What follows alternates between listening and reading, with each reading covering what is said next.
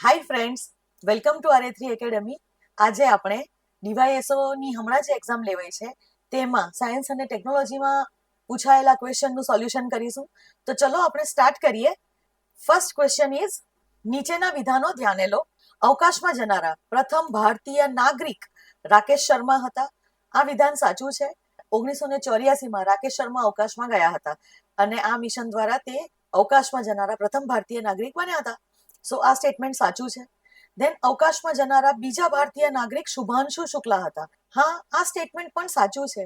C, Shubhanshu Shukla પહેલા પણ ભારતીય મૂળના એસ્ટ્રોનોટ્સ અવકાશમાં ગયા હતા, પણ ભારતીય નાગરિક તરીકે અવકાશમાં જનારા બીજા પર્સન એ શુભાંશુ શુક્લા હતા. સો આ સ્ટેટમેન્ટ પણ સાચું છે.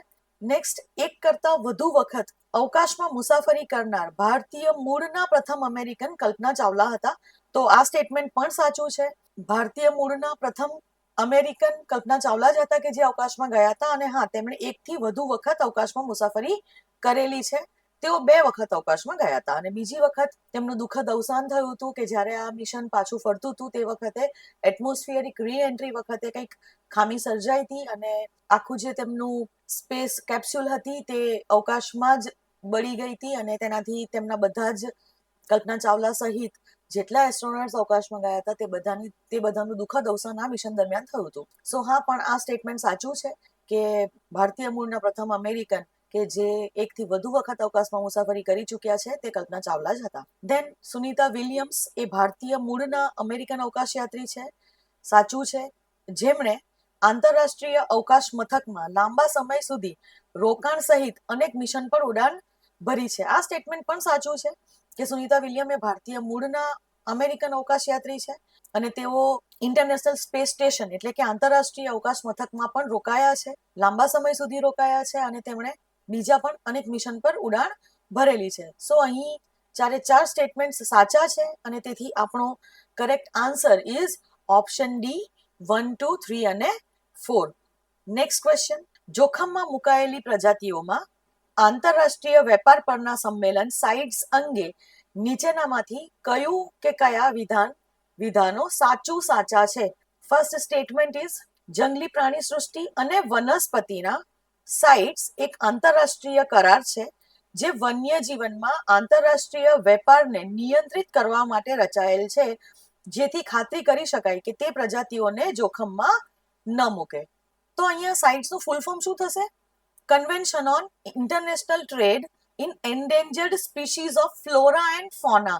એ આખું એનું ફૂલ ફોર્મ છે. તો અહીંયા ફ્લોરા અને ફોના બંને છે, એટલે કે ફ્લોરા એટલે વનસ્પતિ અને ફોના એટલે પ્રાણી સૃષ્ટિ. તો એ જંગલી પ્રાણી સૃષ્ટિ અને વનસ્પતિના આંતરરાષ્ટ્રીય કરાર છે તે સાચું છે અને તે કરે છે શું? તો વન્ય જીવનમાં આંતરરાષ્ટ્રીય વેપાર જે થઈ રહ્યો હોય છે, એટલે કે સ્પીસીઝનો વેપાર હોય, એ પ્રજાતિઓનો વેપાર હોય કે પ્રજાતિઓના કોઈ પાર્ટ્સનો વેપાર હોય, આ બંનેને નિયંત્રણ કરે છે, કંટ્રોલ કરે છે અને તેથી એવી ખાતરી કરે છે કે જેથી આ પ્રજાતિઓ જોખમમાં ન મુકાય, તેઓ લુપ્તપ્રાય કે તેઓ નાશપ્રાય ન થાય. તો આ સ્ટેટમેન્ટ સાચું છે આપણું. First statement is correct. Then તે પરમિટ અને પ્રમાણપત્રો દ્વારા વેપારને નિયંત્રિત કરીને અને એટલે કે એક તો એ પરમિટ અને પ્રમાણપત્રો આપે છે વેપારને નિયંત્રણ કરવા માટે અને આ સાચું છે. જ્યારે પણ આંતરરાષ્ટ્રીય વેપાર થતો હોય તો કસ્ટમ્સ ઓફિસમાં આ પ્રમાણપત્રો ચેક કરવામાં આવે છે કે આ કોઈ પણ સ્પીસીસ કે જેનો જે પ્રજાતિનો વેપાર થતો હોય છે તે સાઇટ્સના અંડરમાં તેને પ્રમાણપત્ર મળેલું છે કે નહીં અને પરમિટ મળેલી છે કે નહીં. તો આ વસ્તુ સાચી છે. અને બીજું કે પ્રજાતિઓને તેમના જોખમના સ્તર અને તેમના વેપાર પર લાદવામાં આવેલા નિયંત્રણોના આધારે વિવિધ પરિશિષ્ટોમાં સૂચિબદ્ધ કરીને કાર્ય કરે છે. તો આ પણ સાચું છે કે તેઓ અલગ અલગ સ્પીસીઝને અલગ અલગ પ્રજાતિઓને 3 પરિશિષ્ટમાં વહેંચે છે, પરિશિષ્ટ 1, પરિશિષ્ટ 2 અને પરિશિષ્ટ 3. જેમાં પરિશિષ્ટ 1 એટલે કે જે પ્રજાતિઓ નાશપ્રાય છે, લુપ્ત થવાના આરે છે, તેમને સૌથી વધારે પ્રોટેક્શન આપવામાં આવે છે અને તેમના ટ્રેડ ઉપર ઇવન રિસ્ટ્રિક્શન કરવામાં આવે છે. પરિશિષ્ટ 2માં જે પ્રજાતિઓ હોય છે તેઓ હજી સુધી નાશપ્રાય થવાના આરા પર નથી, હજી લુપ્ત થવાના આરા પર નથી, પરંતુ જો તેમનો રેમ્પન્ટ ટ્રેડ થાય એટલે કે અત્યંત અનિયંત્રિત વેપાર જો થાય તો તેઓ લુપ્ત થવાના આરે આવી શકે છે. તો આવી પ્રજાતિઓને એનેક્સર 2માં એટલે કે પરિશિષ્ટ 2માં મૂકવામાં આવે છે અને પરિશિષ્ટ 3માં એવી પ્રજાતિઓ હોય છે કે જ્યારે કોઈ દેશ રિક્વેસ્ટ કરે સાઇટ્સમાં કે આ અમારા દેશની આ પ્રજાતિના વેપાર ઉપર અમારે નિયંત્રણ જોઈએ છે, તો ત્યારે ત્યાં નિયંત્રણ મૂકવામાં આવે અને આવી જે એક્સ્ટ્રા કે જે દેશો રિક્વેસ્ટ કરીને સાઇટ્સમાં રિક્વેસ્ટ કરતા હોય છે તે પ્રજાતિઓને પરિશિષ્ટ 3માં મૂકવામાં આવે છે. સો આ સ્ટેટમેન્ટ પણ સાચું છે કે આ રીતે પરિશિષ્ટમાં વહેંચવામાં આવે છે તેઓને તેમના જોખમના સ્તર પર, કેમ કે લુપ્ત થવાના નજીક છે આ પ્રજાતિઓ કે નથી તેના આધારે તેને વહેંચવામાં આવે છે, અને તેથી આ સ્ટેટમેન્ટ પણ સાચું છે. સો આપણો correct answer is option C, 1 અને 2 બંને. નેક્સ્ટ ક્વેશ્ચન, જીઓ એન્જિનિયરિંગ શબ્દ કોની સાથે સંબંધિત છે? હવે જુઓ, જીઓ શબ્દ સાંભળીને આપણને એવું લાગે કે તે ભૂસ્તર શાસ્ત્ર સાથે સંકળાયેલો હોવો જોઈએ, પણ એવું નથી. તે એકચ્યુઅલી આબોહવા તંત્ર સાથે સંકળાયેલો શબ્દ છે. જીઓ એન્જિનિયરિંગ એટલે એવી ટેકનિક્સ, એવી ટેકનોલોજીસ કે જેના દ્વારા આપણે ગ્લોબલ વોર્મિંગ પર નિયંત્રણ કરવાના પ્રયત્નો કરીએ છીએ, એટલે કે ક્લાઇમેટ ચેન્જ અટકાવવા માટેના પ્રયત્નો રૂપે જીઓ એન્જિનિયરિંગ હોય છે. જેમાં આપણે ઇવન જેમ કે એરોસોલ્સને વાદળો ઉપર સ્પ્રે કરવા, શિપ્સથી દરિયાઈ વિસ્તારમાં જે વાદળો હોય એનામાં સોલ્સ સ્પ્રે કરવા કે જેનાથી સૂર્યના પ્રકાશ, સૂર્યનો જે સૂર્યઘાત આવતો હોય છે, ઇન્કમિંગ સોલાર રેડિયેશન, તે પરાવર્તન થઈ જાય તેનું અને ઓછી ગરમી પૃથ્વી ઉપર આવે. તો આ એક પ્રયત્ન હોય છે. ત્યાર પછી કાર્બન કેપ્ચર અને સ્ટોરેજ ટેકનોલોજીસ છે. સો આ બધી ટેકનોલોજીસ છે કે જે એકચ્યુઅલી ગ્લોબલ વોર્મિંગને એટલે કે ક્લાઇમેટ ચેન્જને નિયંત્રણ કરવા માટેની છે, અને તેથી તે આબોહવા તંત્ર સાથે સંકળાયેલી છે. So option B is the correct answer અહીંયા. નેક્સ્ટ ક્વેશ્ચન, ભારતમાં સૌર ઉર્જા વિશે નીચેના વિધાનો ધ્યાને લો.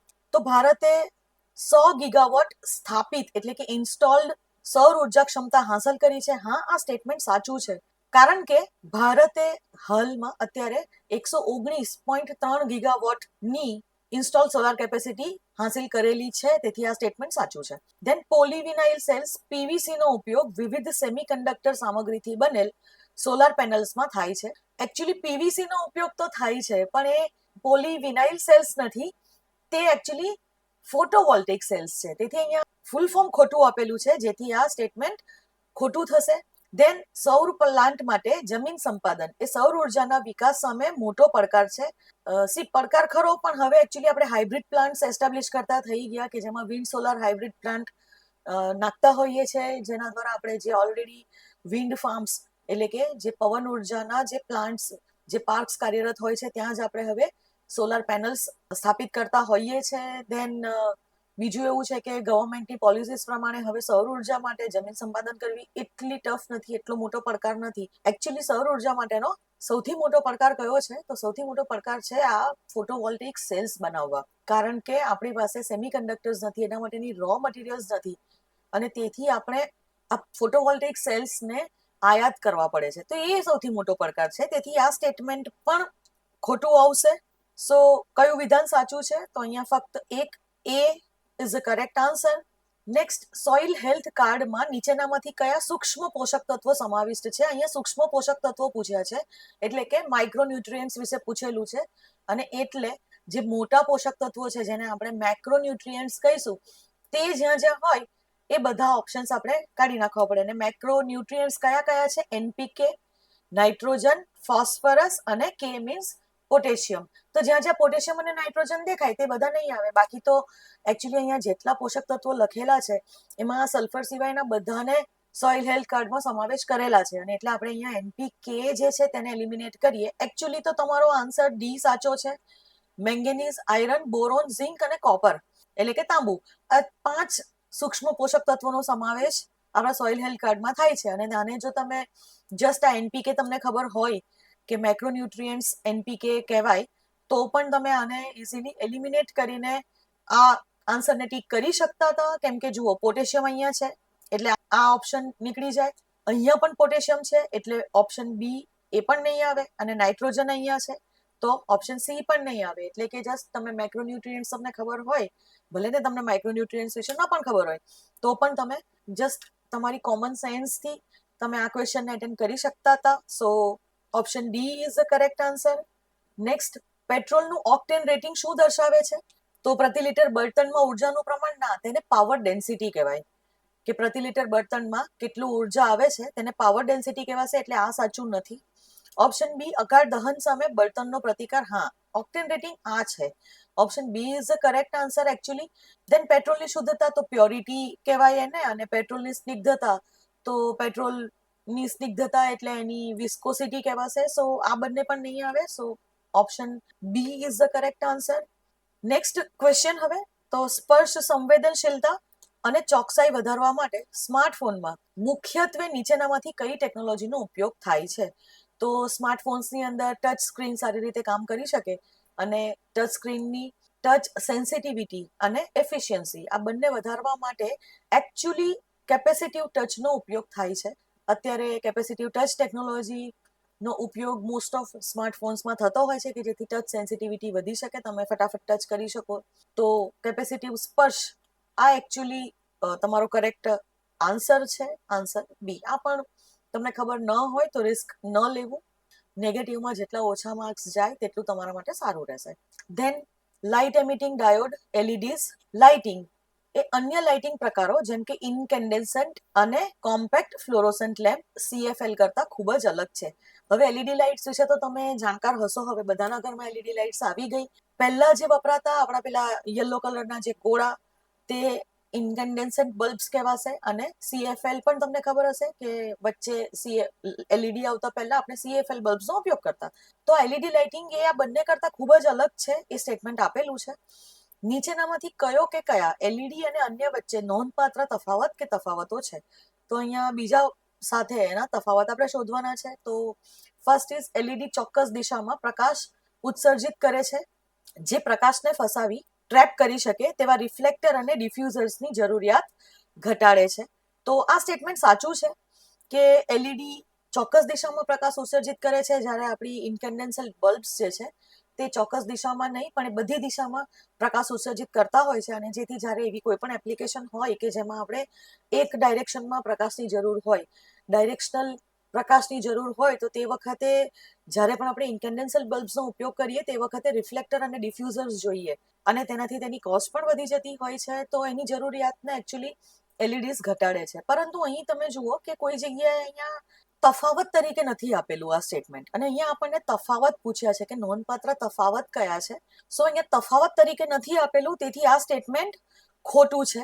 એલઈડીઝ ખૂબ ઓછી ગરમી ઉત્સર્જિત કરે છે જેની તુલનામાં ઇન્કેન્ડેસન્ટ બલ્બ તેની 90% ઉર્જા ગરમી તરીકે મુક્ત કરે છે અને CFL તેની લગભગ 80% ઉર્જા ગરમી તરીકે મુક્ત કરે છે. તો આ સ્ટેટમેન્ટ સાચું છે કે એલઈડીઝ ઉર્જા એફિશિયન્ટ છે, કે એ એનર્જી એફિશિયન્ટ છે, કે જેટલો પાવર એને આપવામાં આવે એ બધી ઉર્જાનો મોસ્ટ ઓફ વધુ પડતી ઉર્જાનો તે લાઇટમાં રૂપાંતર કરે છે, હીટ તરીકે ઓછું રૂપાંતર કરતું હોય છે. જ્યારે ઇન્કેન્ડેસન્ટ બલ્બ જેટલો પાવર યુઝ કરતો હોય એની 90% ઉર્જા તો એ ખાલી હીટ એમિટ કરતું હોય છે કમ્પેર્ડ ટુ લાઇટ.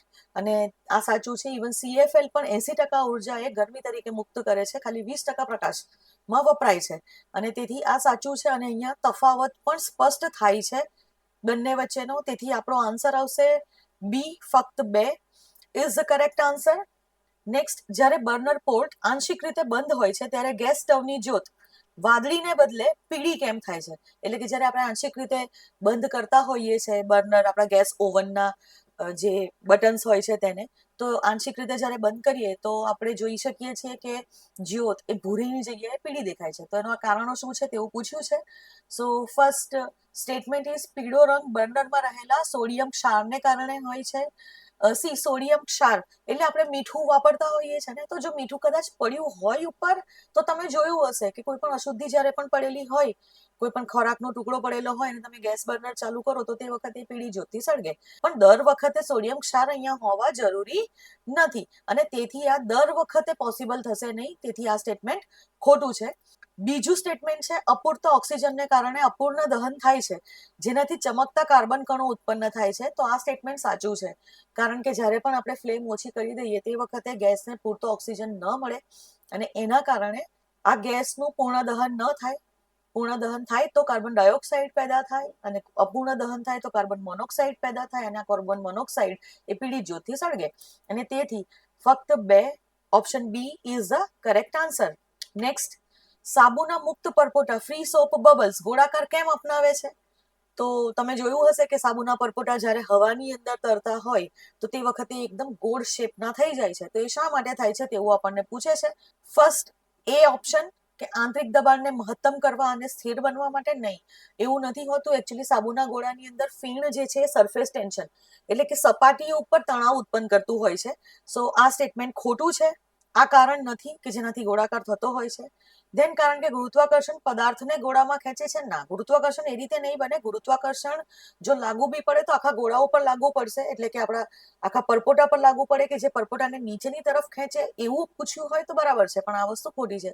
ગોળાકાર એના કારણે નથી થતો. ધેન સમાન સપાટી તણાવ હેઠળ આપેલ કદ માટે સપાટીનું ક્ષેત્રફળ ઘટાડવા માટે, હા, આ સાચું છે. જે કોઈ પણ પદાર્થ હોય એ પદાર્થ પર જ્યારે સપાટીનું સરફેસ ટેન્શન લાગતું હોય, સપાટી પર તણાવ પેદા થતો હોય, ત્યારે આ પદાર્થ એ એવો શેપ લેવાનો ટ્રાય કરે કે જેમાંથી સપાટીનું ક્ષેત્રફળ મિનિમમ થઈ જાય, સૌથી ઓછું થઈ જાય. અને ગોળાકાર શેપમાં સપાટીનું ક્ષેત્રફળ સૌથી ઓછું થાય. તમે જો ચોરસ શેપ લો કે હેક્ઝાગોન કે એવા કોઈ પણ શેપ લો તો એની અંદર સપાટીનું ક્ષેત્રફળ વધી જાય, અને જેથી સરફેસ ટેન્શનને બરાબર રીતે કરી શકે નહીં અને ગોળા ફૂટી શકવાનો ચાન્સીસ વહેલો હોય. અને તેથી અહીંયા સપાટીનું ક્ષેત્રફળ ઘટાડવા માટે ગોળાકાર રૂપ તે ધારણ કરે છે, કેમ કે એના ઉપર સપાટી તણાવ લાગતો હોય છે. સો આ સ્ટેટમેન્ટ સાચું છે.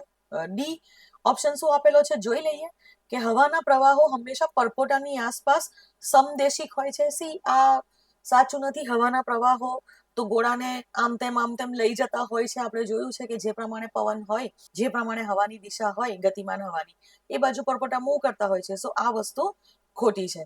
સો અહીં option C is the correct answer. Next, એક સખત પ્લાસ્ટિક બોટલને પાણીથી સંપૂર્ણપણે ભરીને તેને સીલ કરી અને ફ્રીઝરમાં મૂકતા પાણી થીજી ગયા પછી બોટલ ઘણીવાર ફાટી જાય છે અથવા તો તિરાડ પડે છે. આનું મુખ્ય કારણ શું છે? અહીંયા મુખ્ય કારણ તમને પૂછેલું છે. તો અહીંયા પહેલું સ્ટેટમેન્ટ આપેલું છે કે થીજી ગયા પછી પાણીની ઘનતા વધે છે, જેના કારણે તે સંકોચાય છે અને બોટલની દિવાલને તોડી નાખે છે. સી એકચ્યુઅલી પાણી જ્યારે થીજી જાય ને ત્યારે એની ઘનતા વધતી નથી, રાધર ઘટે છે. તમે જોયું હશે ને બરફ ને પાણી ઉપર તરતા, તો બરફની ઘનતા લિક્વિડ વોટર કરતા ઓછી હોય છે. તો આ સ્ટેટમેન્ટ ખોટું છે. પ્લસ એ સંકોચાતું નથી, વિસ્તરણ જોવા મળે છે આપણને, એટલે first statement is wrong. Then પાણી અસામાન્ય વિસ્તરણ દર્શાવે છે. હા, આ સાચું છે કે પાણીમાં અસામાન્ય વિસ્તરણ જોવા મળે છે. કઈ રીતે? તો જ્યારે તે થીજી જાય છે ત્યારે તેનું કદ લગભગ 9% વધે છે. આ પણ સાચું છે, જેથી આંતરિક દબાણ ઉત્પન્ન થાય છે અને જે કન્ટેનર કે બોટલને તોડે છે. તો આ સ્ટેટમેન્ટ સાચું છે. તમે જોયું હશે કે જ્યારે પેલી સખત પ્લાસ્ટિક બોટલ ન હોય અને જ્યારે પેટ બોટલ્સનો તમે યુઝ કરો, એટલે બિસ્લેરીની બોટલ્સ જે આવતી હોય છે તે, એને જો તમે છલોછલ ભરી દો, કેપ લગાવી અને જો ફ્રીઝરમાં મૂકી હોય તો તમે જોયું હશે કે એની નીચેનું જે પેલું તળિયું હોય ને, એ તળિયું આવું ફૂલી જાય છે. તમે આ વસ્તુ જોઈ હશે. પછી તમે બોટલને સીધી નહીં મૂકી શકો, બોટલ આમ ડગવા લાગશે. તે તળિયું ફૂલે છે. કેમ? કેમ કે જ્યારે પાણી થીજે ત્યારે તેના અણુઓની ગોઠવણી કંઈક એવી રીતે થાય છે કે જેમાં વિસ્તરણ થાય છે. તો આ વિસ્તરણના કારણે, એટલે કે 9% જેટલું કદ એનું વધી જતું હોય છે, તેથી તમને બોટલમાં આ વસ્તુ જોવા મળે. અને અહીંયા આપણને સખત પ્લાસ્ટિક બોટલ લખેલું છે, તો સખત પ્લાસ્ટિક બોટલ વિસ્તરી તો શકે નહીં અને તેથી તેમાં તિરાડ પડે કે તે તૂટી જાય. સો આ સ્ટેટમેન્ટ સાચું છે. ધેન ઇવન તમે બોટલમાં ન મૂક્યો હોય બરફ અને તમે જો જસ્ટ ટ્રેની અંદર મૂક્યો હોય તો સ્ટાર્ટિંગમાં પાણીની સપાટી આવી સીધી તમને જોવા મળશે, પણ જ્યારે બરફ તમે બહાર કાઢો, એ ટ્રે જ્યારે થીજી ગયું હોય પાણી, તે વખતે તમે જોશો કે આ રીતના એમાં ટેકરા જોવા મળશે, બમ્પ્સ તમને જોવા મળશે. તો એ પણ છે. કેમ? કેમ કે તેનું કદ વધે છે અને તેથી એ ઉપરની બાજુ ફૂલે છે. So statement B is the correct answer. તેમ છતાં આપણે નીચે જોઈ લઈએ કે ઓગળેલી હવા દ્રાવણમાંથી બહાર આવે છે અને તે સીલબંધ બોટલની અંદર ગેસ દબાણ બનાવે છે. ના, એકચ્યુઅલી હવા તો શું થશે? હવા સંકોચાશે જ્યારે પણ થશે તો, એટલે અંદર ગેસ દબાણ બનાવી શકશે નહીં અને તેથી આ સ્ટેટમેન્ટ ખોટું છે. ધેન બરફના સ્ફટિકીકરણ દરમિયાન મુક્ત થતી ઉષ્માક્ષેપક એટલે કે ઓક્ઝોથર્મિક ગરમી પ્લાસ્ટિકને નબળી પાડે છે અને બરડ બનાવે છે. ના, આ સ્ટેટમેન્ટ ખોટું છે, કેમ કે ત્યાં ઠંડી જ હોય છે. ઓક્ઝોથર્મિક ગરમી ઉત્પન્ન થાય તો પણ તે એબ્ઝોર્બ થઈ જતી હોય છે. એટલી બધી ગરમી ઉત્પન્ન ન થાય કે અહીંયા પ્લાસ્ટિક ઓગળી જાય. તેથી option B is our correct answer. Next, refrigerator કરતા ઓરડાના તાપમાને કેળા કેમ ઝડપથી કથ્થઈ, કાળા અથવા તો બ્રાઉન થઈ જાય છે? તો અહીંયા કેળાના બ્રાઉનિંગ વિશે પૂછ્યું છે કે એની છાલ આપણે જોતા હોઈએ છીએ કે કથ્થાઈ થઈ જાય છે. તમે કેળા લઈને મૂક્યા હોય અને જો બહાર મૂકી રાખો તો એક દિવસની અંદર જ તમે એના પર કથ્થઈ કલરના ડાઘ જોતા હશો. તો તે શા માટે થાય છે? અને જો રેફ્રિજરેટરમાં મૂકો તો એ કથ્થાઈ થોડા દિવસ પછી થાય. તો એ શા માટે થાય છે તે પૂછે છે. સો રેફ્રિજરેશન હવામાં ભેજ વધારે છે અને ઓક્સિડેશન અટકાવે છે. સી, રેફ્રિજરેટરમાં ભેજનું પ્રમાણ ઓછું હોય. અત્યારના રેફ્રિજરેટર ટેકનોલોજી એવી હોય છે કે જેથી ભેજ ઓછો થતો હોય છે. ભેજ ઓછો થાય છે એટલે જ આપણા શાકભાજી લાંબો સમય સુધી ટકી શકે છે. સો આ વસ્તુ ખોટી છે. ધેન ઠંડીમાં કેળાની છાલના છિદ્રો બંધ થઈ જાય છે. સો આ પણ ખોટું છે, એવું નથી કે છિદ્રો બંધ થઈ જાય છે. નેક્સ્ટ ઓપ્શન ઇઝ ઠંડી પોલિફેનોલ ઓક્સિડેઝ ને કાયમ માટે નિષ્ક્રિય કરે છે.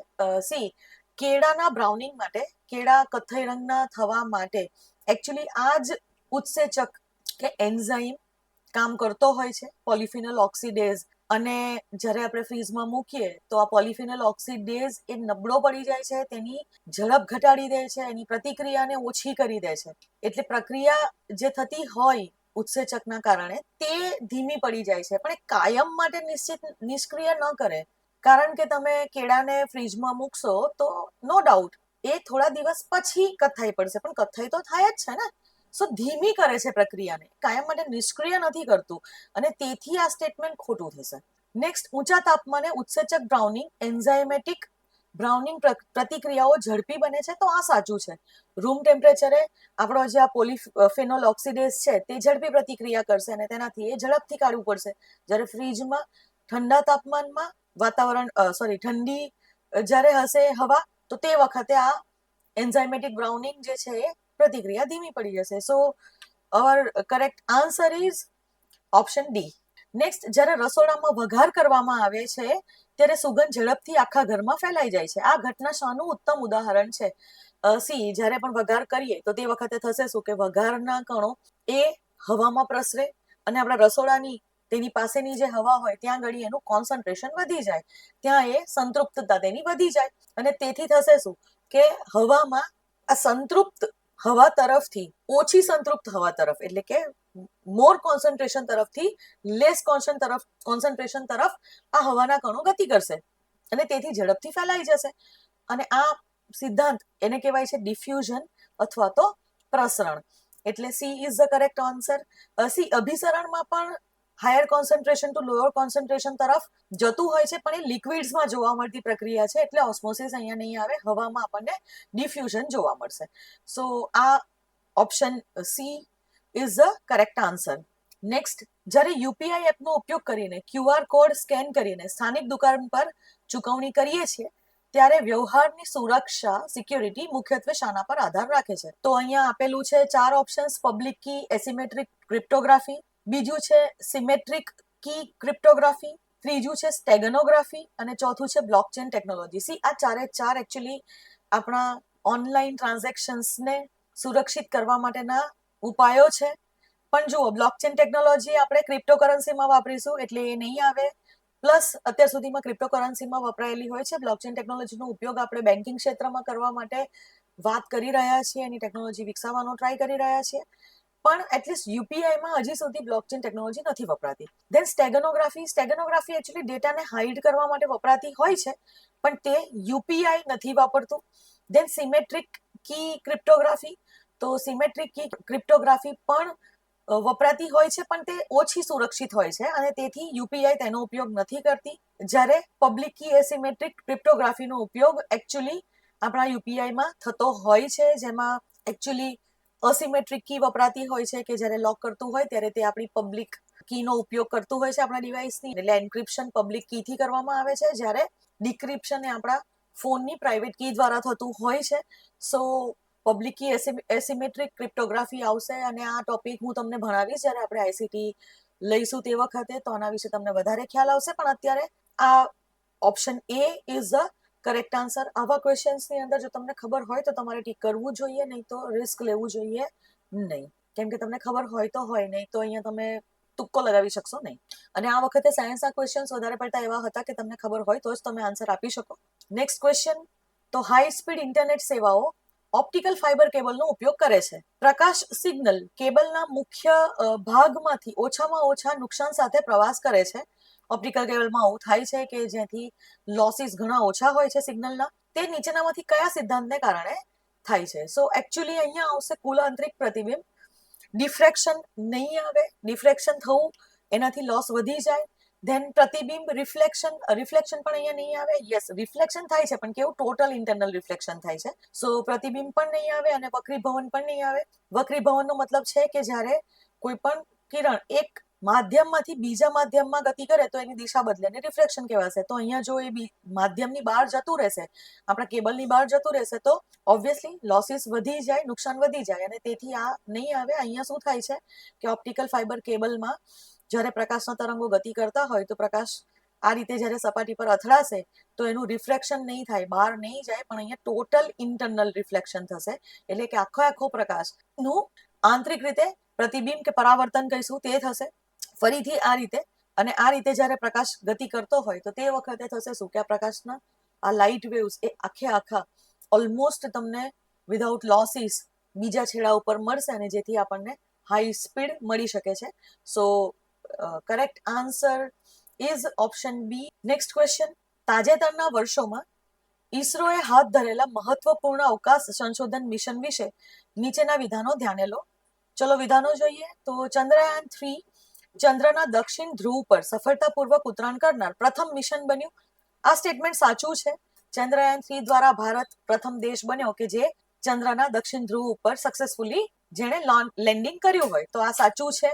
ધેન આદિત્ય L1 એ ભારતનું પ્રથમ સમર્પિત સૌર મિશન છે, સાચું છે, અને તેનો હેતુ સૂર્યના કોરોનાનો અભ્યાસ કરવાનો છે. તો આ સ્ટેટમેન્ટ પણ સાચું છે. ભારતનું પ્રથમ dedicated solar mission Aditya L1 છે, અને જેમાં આપણે L1 લેગ્રેન્જ પોઈન્ટ 1 ઉપર આદિત્ય L1 ને મૂક્યું આ સ્પેસક્રાફ્ટને, અને તેનો હેતુ એ સોલાર કોરોનાનો અભ્યાસ કરવાનો છે. તો આ વસ્તુ સાચી છે. Then statement third. ગગનયાન મંગળ પર ભારતનું પ્રથમ આંતરગ્રહીય મિશન છે. મંગળ પર નથી. મંગળના મિશનને આપણે મંગળયાન કહીએ છીએ. અહીંયા એકચ્યુઅલી ગગનયાન છે શું બધાને ખબર હશે આમ તો, પણ ગગનયાન એ સમાનવ અવકાશ મિશન છે. આપણા ભારતની પ્રથમ હ્યુમન સ્પેસ ફ્લાઇટ છે, જેમાં એ એકચ્યુઅલી પૃથ્વીને છોડીને જવાના જ નથી. પૃથ્વીના અરાઉન્ડમાં 400 કિલોમીટરની ઓર્બિટમાં 400 કિલોમીટરની કક્ષામાં તે જસ્ટ 3-4 દિવસ ઓર્બિટ કરી અને પાછું પૃથ્વી પર આવશે. સો પૃથ્વીને છોડવાના નથી, એટલે આંતરગ્રહીય મિશન એ નથી.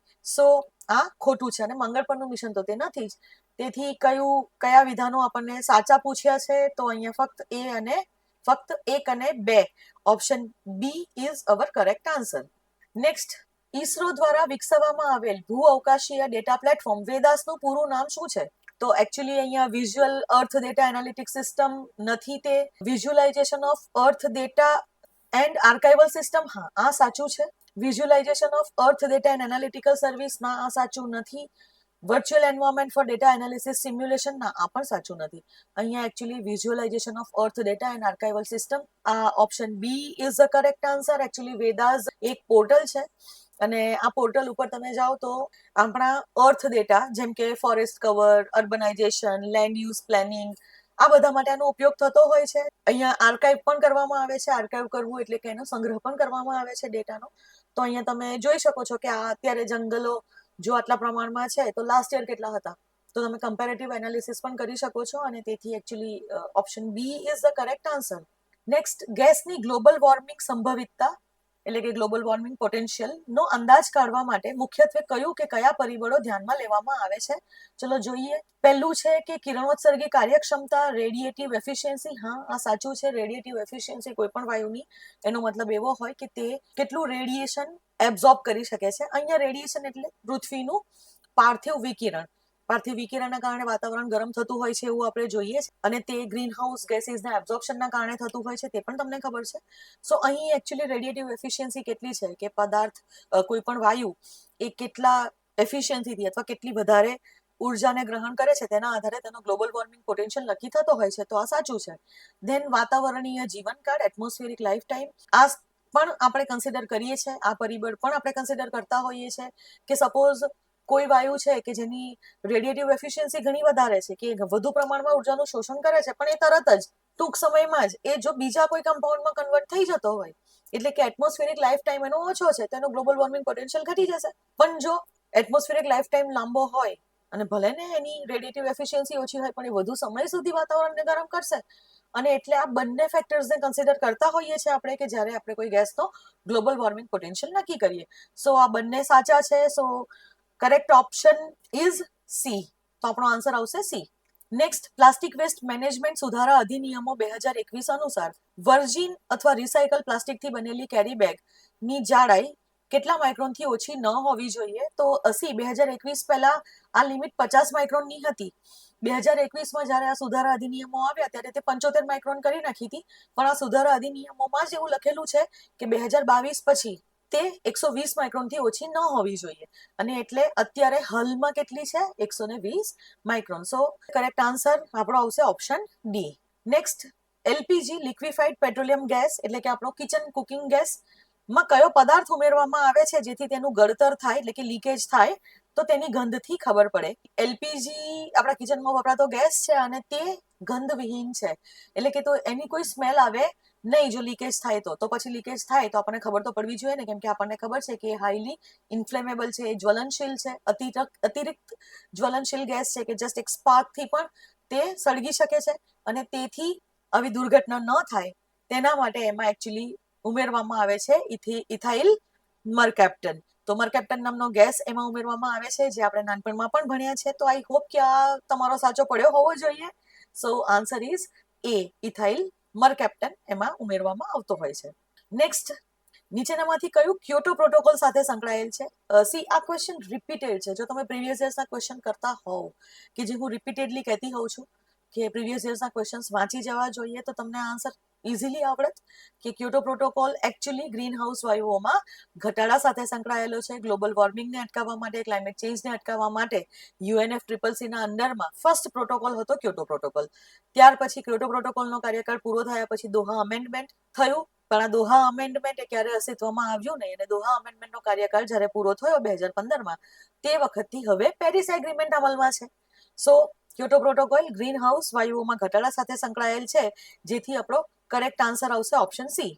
નેક્સ્ટ, નીચેનામાંથી કયું રાજ્ય ગ્રીન જીડીપી અપનાવનાર પ્રથમ રાજ્ય બન્યું? તો કરેક્ટ આન્સર ઇઝ એ, છત્તીસગઢ. છત્તીસગઢ એ એવું રાજ્ય છે ભારતનું કે જેણે ગ્રીન જીડીપી અપનાવ્યું, એ પ્રથમ રાજ્ય બન્યું. અને ગ્રીન જીડીપી નો મતલબ શું? તો જીડીપી તો તમને ખબર હશે ને કે આપણા ભારતમાં કે કોઈ પણ દેશમાં એક વર્ષમાં જેટલું ઉત્પાદન થાય તેને આપણે તેનો જીડીપી કહેતા હોઈએ છીએ, એટલે કે ગુડ્સ અને સર્વિસીસ બંનેનું જે ઉત્પાદન થતું હોય આપણે જીડીપીમાં લેતા હોઈએ છીએ.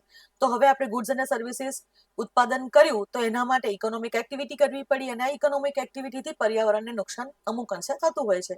એર પોલ્યુશન થાય, વોટર પોલ્યુશન થાય, ધેન આપણે રિસોર્સિસનો ઉપયોગ કરીએ, જંગલોને કાપીએ, આપણે મિનરલ્સને એક્સટ્રેક્ટ કરીએ, એનાથી પણ ઇકોલોજીને નુકસાન થાય.